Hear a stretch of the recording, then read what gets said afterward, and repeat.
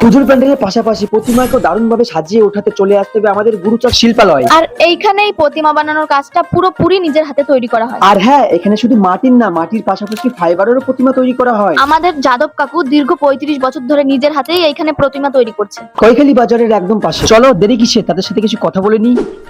কতদিন ধরে বানাচ্ছে যে ঠাকুরগুলো শুরু করেছেন?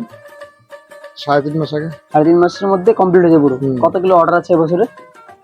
12-14টা। বহুত বহুত। এখন তো এগুলো আছে। কেমন দাম কেমন আছে কি ঠাকুরগুলো? স্টার্টিং শুরু কত থেকে হয়? স্টার্টিং 18,000 থেকে।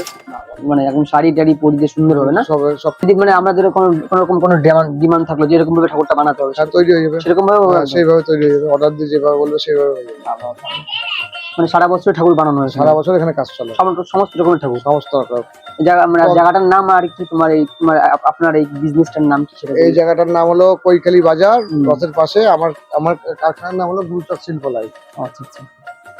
এখানে আসবেন সবাই, খুব সুন্দর সুন্দর ঠাকুর। মানে আপনার কন্ট্যাক্ট নাম্বারটা শেয়ার করলে খুব ভালো হয়। Contact number 9932194107। ঠিক আছে। কৈখালী বাজারের পাশে, একদম রোডের পাশেই